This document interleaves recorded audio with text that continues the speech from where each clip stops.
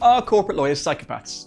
Thanks again for this question, Alex. As mentioned in part 1 of my answer, in the 1970s, psychologist Robert D Hare developed a checklist to help determine whether someone is a psychopath. So let's benchmark your average corporate lawyer against more of this checklist. Firstly, lack of empathy.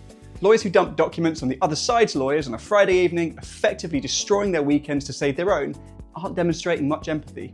Next, parasitic lifestyle. Well, you could potentially argue that corporate lawyers are the victims on this one. Short-tempered. Well, who isn't at 4 AM after weeks of due diligence? Promiscuity. There's simply no time.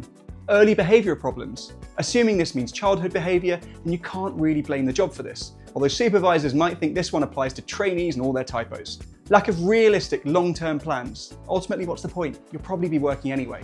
And finally, impulsivity. Maybe in terms of comfort food, designer watches and handbags, but there's little room for this when actually working, which is most of the time.